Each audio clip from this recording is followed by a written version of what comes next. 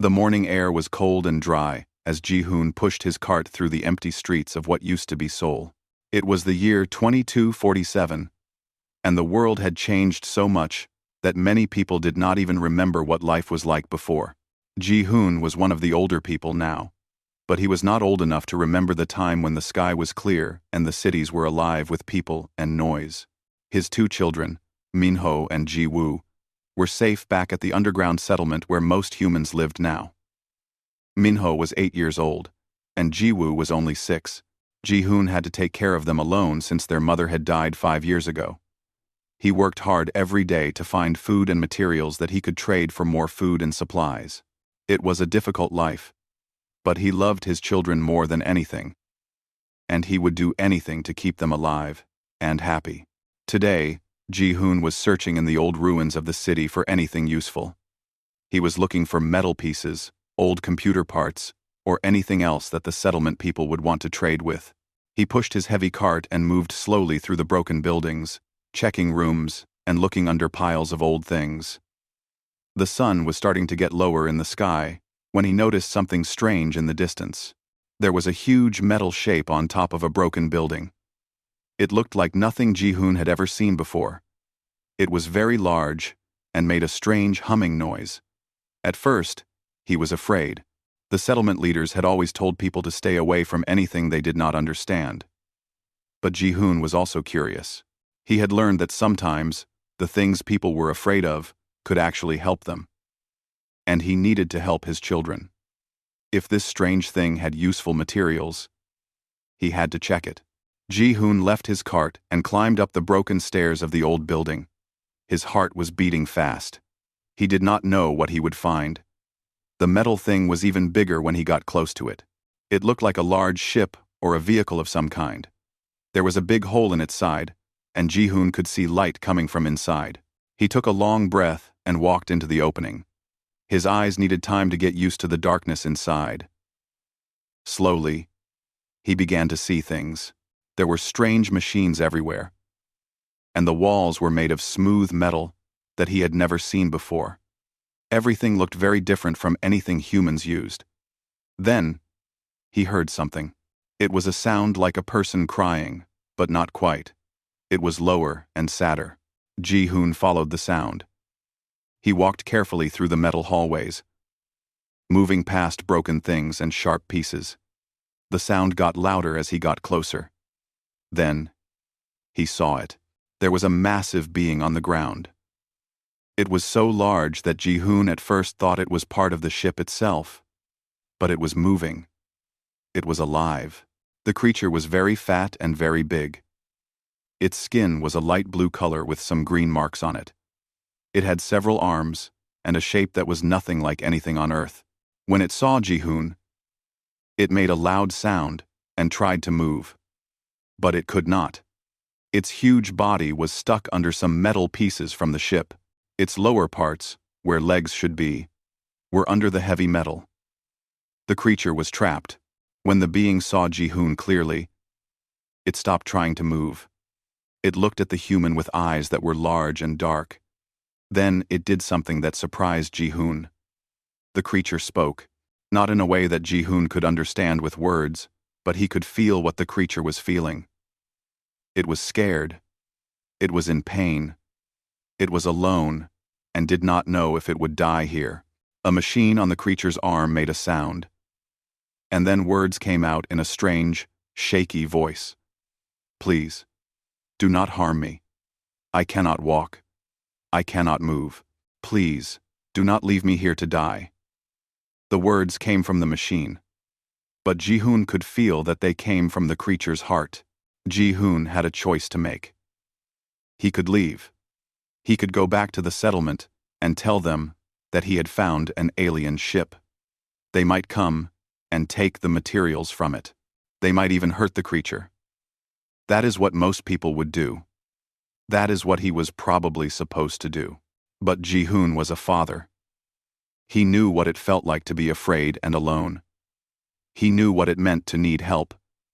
And he could see that this creature, this alien being, was suffering. It did not matter that it was not human. It did not matter that it came from another world. It was alive, and it was asking for help. Ji-hoon looked at the metal pieces that were trapping the creature's lower body. They were very heavy, but maybe he could move them. He started to push and pull at the metal. His muscles hurt, and he was not very strong, but he kept trying. The creature watched him and made soft sounds. The sounds seemed like the creature was trying not to hope, but could not help it. After many minutes of work, Ji-hoon was able to move one of the metal pieces just a little bit. The creature's breathing changed. It was still stuck, but now there was a little more space. Ji-hoon knew he could not free it completely alone. He would need to come back with more help or more tools. "I will help you," Ji-hoon said. "I do not know your name. I do not know where you come from, but you are in pain, and you are asking for help, and I cannot say no to that. I will come back." The creature made a sound that was almost like crying, but it seemed like happy crying, not sad crying. "You will return?" it asked through the machine. "You will truly return to help?" "Yes," Ji-hoon said. "I promise I will return. I will bring what I need to help you. You will not die here." Ji-hoon turned and walked back through the metal hallways of the ship. His mind was thinking of many things. He was thinking about his children. He was thinking about the settlement. He was thinking about what would happen if people found out what he had done. But mostly, he was thinking about the scared creature in the dark, alone, and in pain, waiting for someone to help it. He did not know that this moment, this simple choice to help a stranger, would change everything. He did not know that one act of kindness would change the future of his whole world. He only knew that he had to go back. He had made a promise, and he would keep it. Ji-hoon climbed down from the broken building and started walking back toward the underground settlement. The sun was almost gone now, and the sky was turning dark. He moved quickly, but his mind was moving even faster. He was planning what he would need, how he would get back to the ship, and what he would do next. Everything was about to change. But Ji-hoon did not know it yet. He only knew that he had to help, and that was enough. Ji-hoon did not sleep that night. He lay in the small room that he shared with his two children and stared at the ceiling of the underground settlement. He could hear Min-ho and Ji-woo breathing slowly as they slept. They were peaceful and safe. They did not know that their father was planning something that might put everything they had in danger. He was thinking about the creature in the ship. He was thinking about what the creature had said. He was thinking about the promise he had made. All night, his mind would not stop working. By the time the morning light started to come through the small window at the top of the settlement, Ji-hoon had made his decision. He would help the creature. He did not know how, but he would find a way. Ji-hoon woke up early, before his children. He made them a simple breakfast of bread and water that he had saved. He told them he was going out to do his regular work, finding materials in the old city. He told them to stay in the settlement and be good. Min-ho, who was old enough to understand, asked when he would be back. Ji-hoon told him it might be late, but he would be back before night fell. He did not tell his children that he was lying. He gathered some things that he thought might be useful. He took water in a small bottle. He took some cloth that could be used for bandages if the creature was bleeding or hurt. He took a small medical kit that the settlement had given him for emergencies. He also took a rope and some tools that he thought might help him move heavy things. Then, he left. The walk back to the crashed ship took most of the morning. Ji-hoon was moving fast because he wanted to spend as much time as possible helping before he had to go back to the settlement. When he finally reached the broken building where the ship had crashed, his legs were hurting, and he was very tired. But he did not stop. He climbed up the broken stairs again and went into the ship. The creature was still there, in the same place where Ji-hoon had left it. Its large eyes opened wide when it saw him. "You came back," the creature said, through its translation machine. "You truly came back to help me." "And I promised," Ji-hoon said. He was breathing hard from climbing and from walking so far. What is your name? I want to know what to call you. The creature made a long, strange sound with its mouth. Then the machine said, in your language, you can call me Craxel. I am very grateful that you have returned. I was afraid in the darkness. I was afraid that you would not come back, that you would tell others and they would come to destroy me. No, Ji-hoon said, getting down on his knees beside the large alien being. I will not hurt you. I do not know why you are here or where you come from, but I can see that you are suffering. That is enough reason for me to help you. Craxel made a sound that seemed like a strange laugh. In my world, people do not help each other without wanting something in return. We help because we want power or resources or information. We do not help just because someone is suffering. This is strange to me. It is strange and beautiful, and I do not understand it. Ji-hoon decided to ask some questions. He wanted to know more about Craxel and what was wrong with him. Craxel explained that his ship had been traveling through space when a big storm of energy had hit it. The ship had crashed to Earth by accident. Craxel had been inside the ship when it crashed. The metal pieces had fallen on his lower body, and he could not move the legs that were underneath. Craxel could not walk, and he could not even move very much at all. But Craxel also explained something else. His body was special. His species had thick fat under their skin that could heal many types of damage. Craxel said that the damage to his legs would heal by itself if he had time and if he could stay alive long enough. Craxel said it would take many days or even weeks, but the healing would happen. Right now, Craxel just needed food, water, and protection to survive until the healing was done. Ji-hoon gave Craxel the water he had brought. Craxel drank it using a special mouth that could open wide. It seemed like the water helped Craxel to feel better. Then Ji-hoon asked where Craxel could find food. Craxel pointed to some parts of the ship and explained that there were food supplies stored there. These foods could keep Craxel alive for many days. Over the next few days, Ji-hoon developed a routine. He would leave the settlement in the morning, saying he was going to find materials. He would walk to the ship and spend hours helping Craxel. He brought water and collected food from the ship's supplies to give to Craxel. He arranged cloth and soft materials to make Craxel more comfortable. He built a simple system with rope and pieces of metal to help take some of the weight off of Craxel's legs. During these visits, Ji-hoon learned more about Craxel. Craxel was not a soldier or a fighter. Craxel was a scientist who studied other worlds and other species. Craxel had a family back on the Fexarian homeworld. Craxel had a mother and a father, and Craxel was supposed to return home. Craxel had been so scared that he would die here, so far from home and from family. Ji-hoon told Craxel about his own family. He told Craxel about Minho and Ji-woo. He told Craxel that his wife had died and that being a single parent was very hard. He told Craxel about the settlement and how people had to work hard to survive. He told Craxel about the world before the Great Collapse, before everything had changed. Craxel listened to everything. Craxel learned some words of human language. Craxel began to understand that Ji-hoon was not just helping because Craxel was in danger. Ji-hoon was helping because Ji-hoon understood what it meant to be alone. Ji-hoon understood what it meant to need help. Ji-hoon understood what it meant to love and want to protect others. You have given me hope, Craxel said one day after Ji-hoon had been helping for almost a week. I do not think my species knows how to give hope to others like this. I do not think we understand that sometimes another being's life is more important than our own safety or our own rules. You are teaching me something new about living. Ji-hoon, you are teaching me something that I think all beings should know. Ji-hoon smiled. He had not thought about what he was doing in such big words. He was just helping someone who was hurt.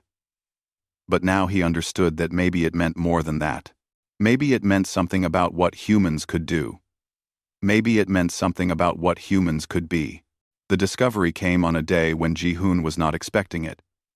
He was working at his usual job, looking for materials in one of the old buildings near the settlement, when two people from the settlement found him. They were scouts who had been sent to check on the outer areas.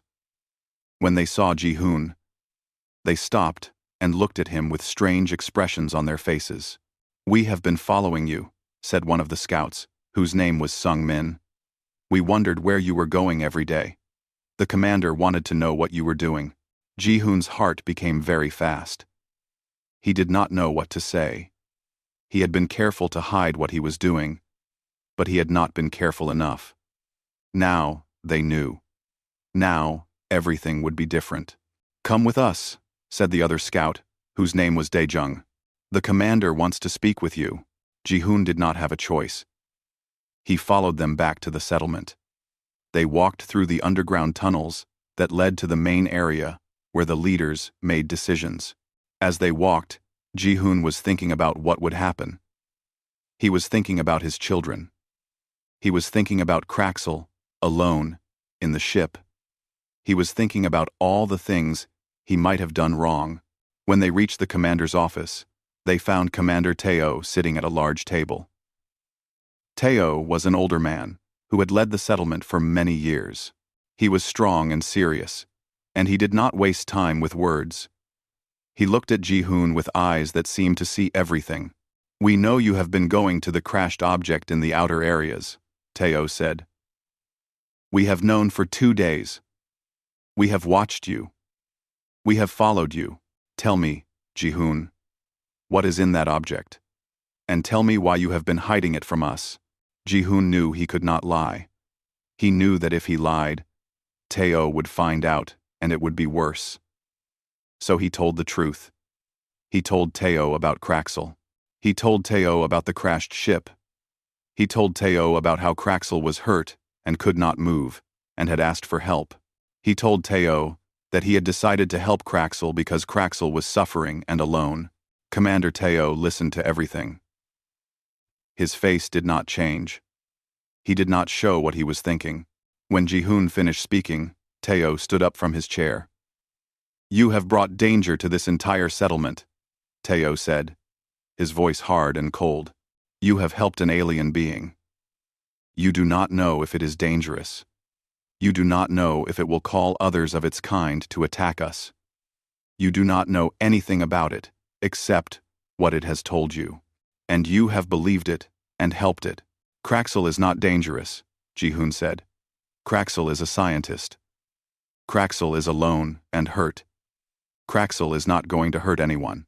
"You cannot know that," Teo said. "You cannot know the mind of an alien being. I have read the old histories. Before the Great Collapse, humans and aliens often fought wars. We do not know if there are beings out there who want to destroy us. We must protect ourselves. We must be careful." Teo turned to his soldiers. "Take a team and go to the location that Ji-hoon has described. I want to see this being. I want to know what it is. If it is dangerous, we will deal with it. If it is not dangerous, we will still need to make decisions about what to do." Ji-hoon wanted to run. He wanted to get to Kraxel and warn the alien being, but he could not run. Soldiers surrounded him. He had no choice but to stay with Commander Teo and wait for the soldiers to return. The wait felt very long. Ji-hoon was sitting in a room in the settlement, guarded by soldiers. He was thinking about Kraxel. He was thinking about his children. He was thinking about what would happen to everyone. Hours passed. The sun was getting lower in the sky. Then, finally, the soldiers came back. They had Kraxel with them. They had used some kind of vehicle and machines to move the alien being from the ship to the settlement. Kraxel was lying on a large platform. The soldiers had weapons, but they were not pointing them at Kraxel. They seemed almost confused about what to do with such a large being. When Kraxel saw Ji-hoon, the alien made a loud sound. "Ji-hoon, you are alive. They took me, and I did not know if they had hurt you or if you were in danger." "I am fine," Ji-hoon said. "I am here. I am safe." Commander Teo was watching and listening to everything. He studied Kraxel carefully. He could see that Kraxel could not move very well. He could see that the alien was afraid, but not aggressive.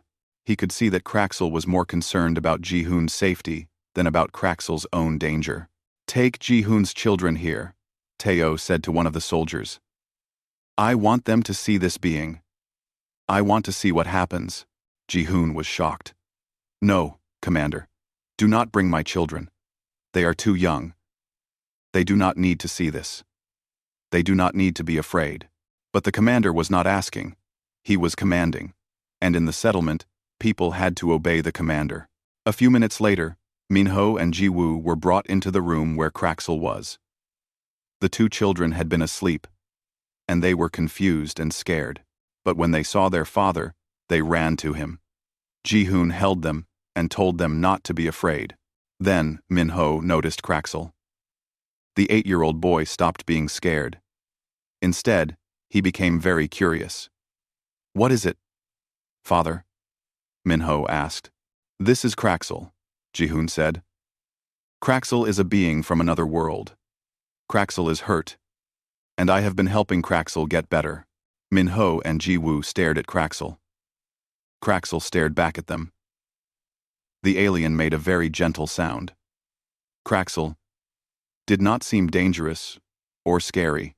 Kraxel seemed just like someone who was hurt and alone. Like what Ji-hoon had said. Then Ji-woo, the 6-year-old, did something that surprised everyone. He walked toward Kraxel and touched the alien's large arm. He was not afraid. He just wanted to touch the strange creature and see what it was like. Kraxel made another soft sound. The alien's large eyes became wet, like Kraxel was crying. You are not afraid of me? Kraxel asked, through the translation machine. No, Ji-woo said simply. You are just like Daddy said. Commander Teo watched this moment. He watched a small human child touch an alien being without fear. He watched an alien being cry when a human child showed it kindness. He watched Ji-hoon holding his 2 children and looking at Kraxel with love and protection. Something changed in the commander's face. Something softened. He understood something that he had not understood before. He saw that compassion was stronger than fear. He saw that kindness was more powerful than weapons. Stop, Teo said to his soldiers, who were ready to do whatever the commander wanted. Lower your weapons. We will not hurt this being. Everyone in the room looked at the commander with surprise. Ji-hoon felt tears coming to his eyes. Kraxel made a sound that seemed like hope. We will bring this being to the medical area, Commander Teo said. We will help it heal. And we will listen to what it has to say. Maybe Ji-hoon is right. Maybe this is not an enemy. Maybe this is an opportunity for us to learn something new about ourselves. The medical room of the underground settlement became Kraxel's new home. The doctors and scientists who worked there were amazed by the alien being. They had never seen anything like Kraxel before. They had many questions about Kraxel's body, Kraxel's species, and how Kraxel could be helped. Kraxel was willing to answer their questions. The alien explained about Fexarian biology, about how their bodies could heal themselves, about the special compounds in their thick skin that could repair damage over time. The doctors listened carefully and took notes. They tried to find ways to help Kraxel heal faster. Some of their ideas worked. Some did not. But Kraxel was getting better every day. During this time, Ji-hoon visited Kraxel whenever he could. His children came with him often. Minho and Ji-woo brought drawings they had made. Minho made pictures of aliens in space. Ji-woo made pictures of Kraxel with their family. At first, Kraxel did not understand what the drawings meant, but Ji-hoon explained that in human culture, children made pictures to show what they felt in their hearts. Kraxel became very emotional when Ji-woo showed the alien a drawing of the entire family standing together, with Kraxel standing next to them.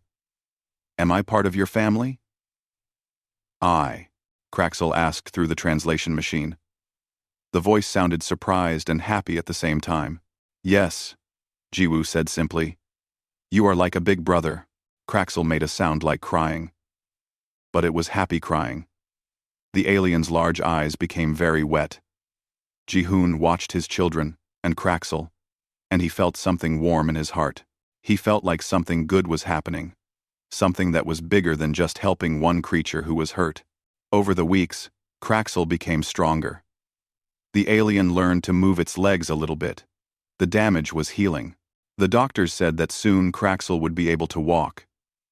At least with some help, and with special devices that would support the alien's very heavy body. Kraxel was going to live. Kraxel was going to be okay. But as Kraxel was getting better physically, something else was also happening. Kraxel was becoming part of the settlement community. The people of the underground city had stopped being afraid of the alien. Instead, they had become curious. They asked Kraxel questions about space, about other worlds, about other species. Kraxel had knowledge that humans did not have. Kraxel had technology and information that could help the settlement survive better. Kraxel told the doctors about medicines from the Fexarian world that could cure diseases that humans could not cure. Kraxel explained how to improve the water systems to make them cleaner and safer. Kraxel showed the engineers how to make stronger materials using methods from Fexarian science. One by one, the people of the settlement began to understand that having Kraxel in their community made their lives better. One day, a woman named Unji came to the medical room to see Kraxel and Ji-hoon. Unji was a scientist who studied life forms. She was also very intelligent and kind. She had been working with Kraxel to understand Fexarian biology, but she had also been watching Ji-hoon. Ji-hoon, Unji said, I have been thinking about what you did. You saw a being in pain, and you chose to help, even though it was dangerous, and even though most people would have been afraid.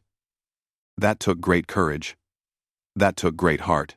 Ji-hoon did not know what to say. He felt his face become hot, which meant he was embarrassed. But Unji continued to speak. In all my studies of life, Unji said, I have learned that intelligence is common in the universe. Many species have big brains and can think and create and build, but compassion is rare. Compassion is the thing that makes a species truly advanced. And you, Ji-hoon, have shown me that humans have something very special inside them. Ji-hoon and Unji began to spend time together. At first, they worked together to help Kraxel. But slowly, they became friends. They talked about life and death and meaning. They talked about what it meant to be human and to care about other beings. They talked about their dreams for the future. Without noticing it happening, they fell in love. During this time, Ji-hoon's life changed in many ways. He was still a single father, still taking care of Minho and Ji-woo. But now, he had help. Unji spent time with his children. She played games with them. She taught them about science. She brought them into her life. The children loved her. Ji-hoon loved her too, though he had not said it yet. Commander Teo began to trust Ji-hoon more and more. He asked Ji-hoon to be the person who would talk to Kraxel about important matters. Ji-hoon became like a bridge between the settlement and the alien being. Through Ji-hoon, the commander learned about Fexarian culture and Fexarian ideas. One day, Teo called Ji-hoon and Kraxel to his office. Kraxel, the commander said, you have been injured and far from home. You have been helped by our people, but now I have a question for you. Can we contact your people? Can we tell them that you are alive and that you are safe? Kraxel made an excited sound. Yes. My people have probably sent rescue missions to look for me. If they know I am alive, they will know that I am on this world. But I must warn you, Commander, when my people come, they will want to understand who you are and what kind of species humans are. They will want to know if you are peaceful. They will want to know if we can trade and work together, or if we should avoid each other. Then we will show them who we are, Teo said. We will show them that we are people who help others who are hurt. We will show them that we are people who can be friends. We will show them that humans are worth knowing. Kraxel was taken to the communication center of the settlement. The Fexarian worked with the human engineers to repair the alien's communication device. When it was working, Kraxel sent a message out into space. The message told Kraxel's people that Kraxel was alive, that Kraxel had been helped by humans, and that humans were good beings worth meeting. Then, the settlement waited. They did not know how long it would take for a response to come back. Space was very large. The Fexarian homeworld was very far away. Days passed. Then, weeks passed. During this time, Kraxel continued to get better. The alien was soon able to walk, with help from special devices that made the alien's body lighter and easier to move. Kraxel could stand up and move from room to room. Kraxel could be part of the settlement's life in new ways. Minho and Ji Woo taught Kraxel to play games that human children played. Kraxel learned to laugh in a human way, not just the alien way. Kraxel learned about human music and danced to songs, even though the alien's body was very large and very heavy. Everyone in the settlement thought it was beautiful and funny to see the enormous alien being dancing and playing with human children. Ji-hoon watched his children and Kraxel together and felt very happy. He felt like he had done something good, not just for Kraxel, but for his whole world. He had opened a door. He had shown that it was possible to trust someone different. He had shown that it was possible to love someone from another world. And then, one day, the communication center got a message back. The Fexarians had received Kraxel's words. They were sending a ship to Earth. They were coming to meet the humans who had saved their friend. The Fexarian ship arrived on a day that the settlement would remember forever. It came out of the sky and landed in a large open area near the underground city. It was a beautiful ship, much larger than Kraxel's crashed vessel, and it glowed with colors that humans had never seen before. When the doors opened, many Fexarians came out. They looked like Kraxel but also different. Some were smaller. Some were larger. They all had the same blue and green skin, but in different patterns. At the front of the group was Kraxel's mother. She was very large, even larger than Kraxel. When she saw her son, she made a sound so loud that the windows of the settlement shook. She moved quickly and picked up Kraxel in her arms, holding the alien being close to her body. Mother and child were together again, and the moment was very beautiful. After the celebration of Kraxel's reunion with his family, there came time for serious talks. The Fexarian leaders wanted to meet with the human leaders. They wanted to understand who humans were and what kind of beings they were. They wanted to know if they could trust humans, and if they could work together. Commander Teo prepared a large meeting room in the settlement. He wanted the meeting to be special, to show the Fexarians that humans took the meeting seriously and that they cared about this moment. He asked Ji-hoon to come to the meeting because Ji-hoon had been the first human to help Kraxel, and because the humans and Fexarians trusted him. The Fexarian leaders sat on one side of the meeting room. They were dressed in special clothing that showed their importance. Commander Teo and his advisors sat on the other side. Ji-hoon stood in the middle, ready to help with translation or explanation. The Fexarian leader, whose name was difficult to pronounce but could be called K-Shell in human language, spoke first.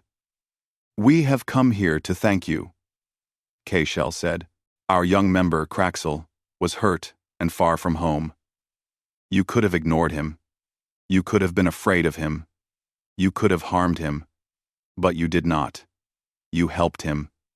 You gave him medicine and food and shelter. You treated him like one of your own family." Commander Teo listened carefully. "We did this because one of our people, Ji-hoon, saw that your member was suffering. We helped because that is what we do. We help those who are hurt, no matter who they are or where they come from." K-Shell looked at Ji-hoon. "You are the one who first helped my young friend?" "Yes," Ji-hoon said. "I am." K-Shell made a sound like respect. "In my species, we do not always help those who are weak or different. We believe in strength and competition. We believe in taking care of our own group first. But what you did, Ji-hoon, and what your people did, is different. You have shown me that there is another way to live. You have shown me that caring for others, even strangers, even beings from other worlds, is not weakness. It is strength. The meeting continued for many hours. The Fexarians asked questions about human culture, human history, and human values. They asked why humans would help a stranger. They asked what humans wanted in return. When Ji-hoon and the others explained that humans did not want anything in return, that helping others was simply the right thing to do, the Fexarians seemed amazed. Finally, K-Shell made an offer. The Fexarian people would like to form a partnership with the human people. We would like to trade knowledge and resources. We would like to work together to help both our species survive and grow. And we would like to do this because we respect your species, and because we believe that working together, we can do great things. Commander Teo agreed. He and K-Shell made a formal agreement, right there in the meeting room. The agreement said that humans and Fexarians would be friends. It said they would help each other. It said they would share knowledge and technology. It was the first time in human history that humans had made an agreement with an alien species that was based on friendship and respect, not on fear or force. After the meeting, there was a celebration. The human settlement and the Fexarians ate together, even though their foods were very different. They shared stories. They danced together, which was funny because the Fexarians danced in a completely different way than humans. They played games. They learned from each other. Kraxel introduced his family to Ji-hoon's family. Kraxel's mother, whose name sounded like Zhu Ra, held Minho and Jiwoo in her large arms. She cried happy tears and said words in the Fexarian language that meant, "Thank you for taking care of my son." Other Fexarians wanted to meet the human doctors who had helped Kraxel heal. They wanted to learn about human medicine. The human doctors wanted to learn about Fexarian medicine. They began planning ways to work together and to share their knowledge so that both species could have better medicine. Engineers from both species started talking about how they could work together to improve tools and technology. The Fexarians had knowledge about space travel and energy production. The humans had knowledge about survival in difficult conditions and about creating communities. Together, they could do amazing things. But something very important also happened. The Fexarian scientists wanted to study how humans could have such strong feelings of compassion for strangers. They wanted to understand why humans would help someone who was so completely different from them. They wanted to understand what made humans special. A Fexarian scientist named Krell came to talk to Ji-hoon. Krell was very intelligent and asked many questions. "Tell me, Ji-hoon, why did you help Kraxel? What was in your mind when you made that choice?" Ji-hoon thought about the question carefully. "I am a father," Ji-hoon said. "I love my children more than anything in the world. I want to protect them and keep them safe.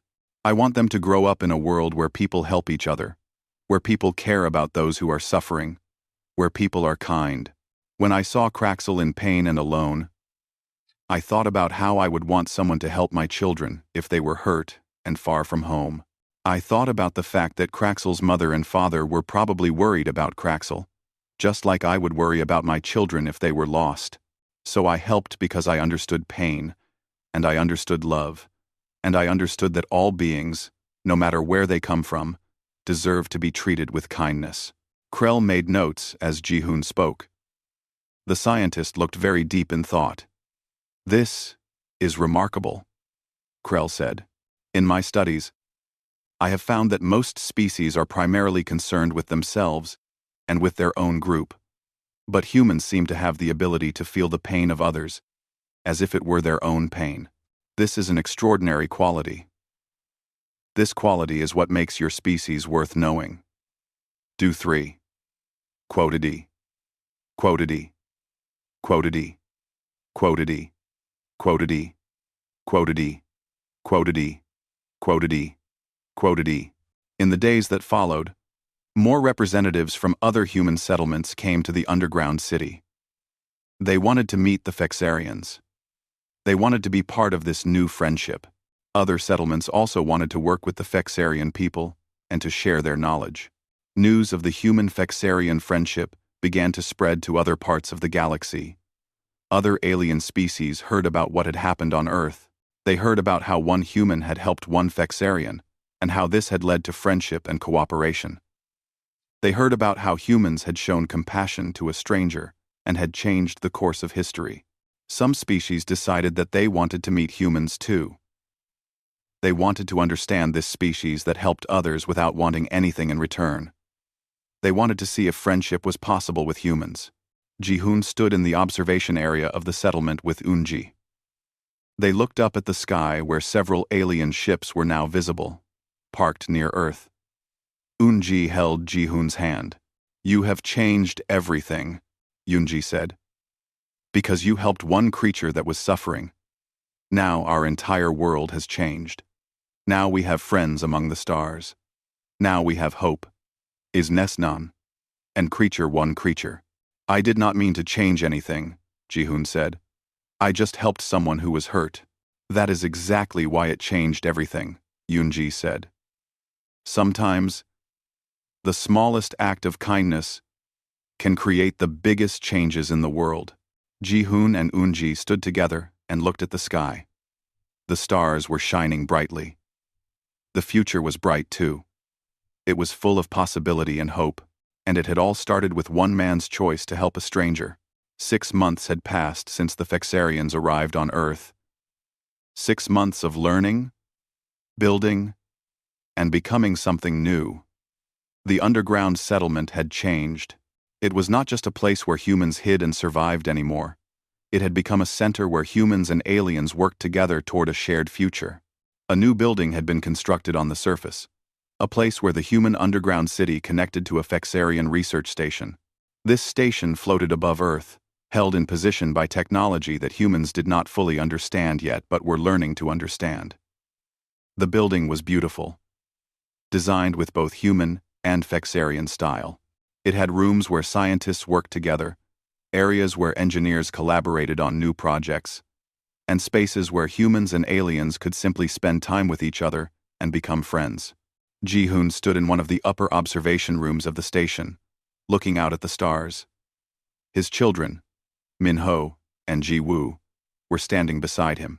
The two children pressed their faces against the glass window, trying to see every star in the sky. "Which one is the Fexarian homeworld?" Min-ho asked his father. "It is too far away to see from here," Ji-hoon said.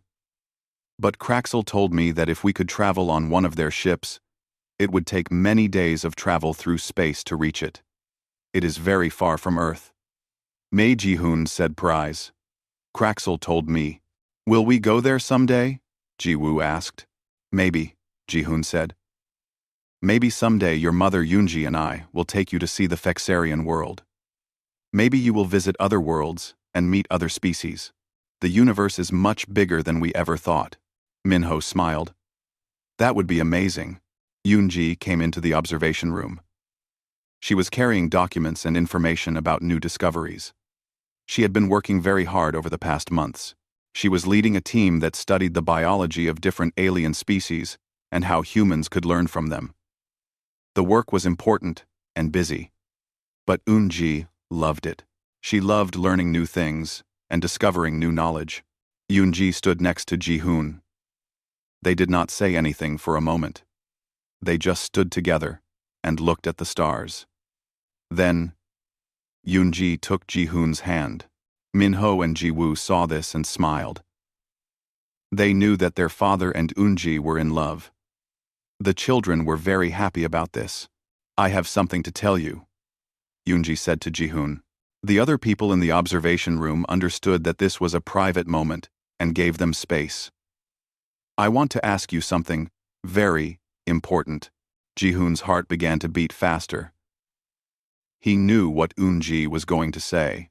Eun-ji pulled out a small object from her pocket. It was a ring, made of a metal that was both human and Fexarian in design. "Ji-hoon, you have shown me what it means to be truly human. You have shown me that courage is not about being big or strong, but about choosing to do what is right, even when it is difficult. You have shown me that love is not just about romantic feelings, but about caring for others and helping them become their best selves. Will you marry me? Will you let me be your partner for the rest of our lives? Ji-hoon had tears in his eyes. He had not expected the question to come from Eun-ji in this way, but he knew his answer immediately. Yes, he said. Yes, I will marry you. I love you, and I want to spend my life with you, and with our children. Minho and Ji-woo, who were watching, started to cheer and clap their hands. They were so happy. Other people in the observation room, both humans and Fexarians who had heard the happiness, also started to celebrate. During this time, Kraxel was getting stronger and learning more about human culture. Kraxel had become a good friend to Ji-hoon and his family. Kraxel and Eun-ji worked together on many projects that helped both species. Kraxel had discovered that Kraxel loved human music very much. Sometimes, Kraxel would listen to human songs and move in a way that looked like dancing.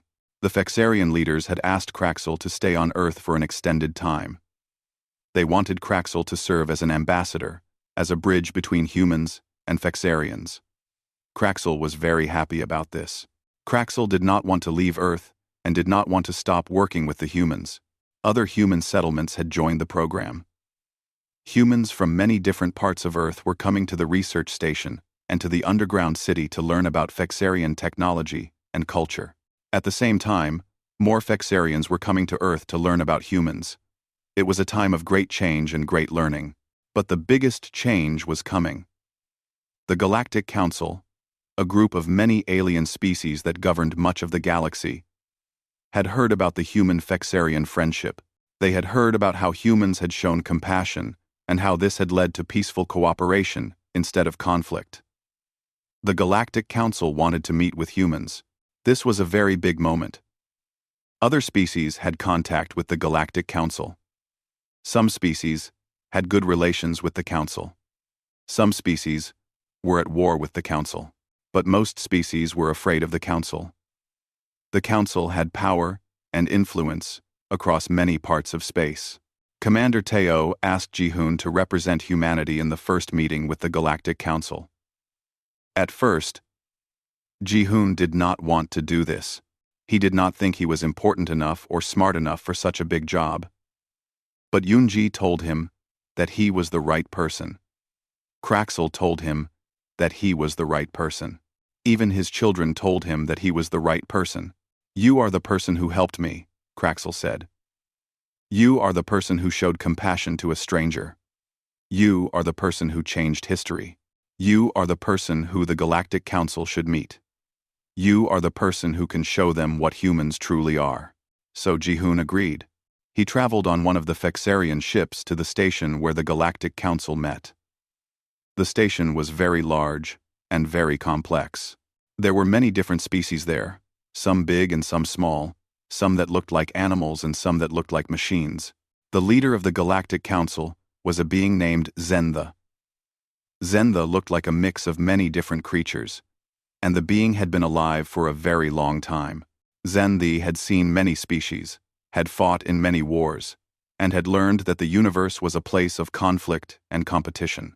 When Zentha met Ji-hoon, the Galactic Council leader looked at the single human with surprise. You are small, Zentha said. You do not have great weapons.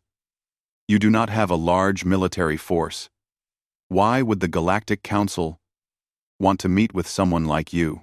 I am here, not because I am strong in the way you are strong, Ji-hoon said simply. I am here because I helped someone who was hurt.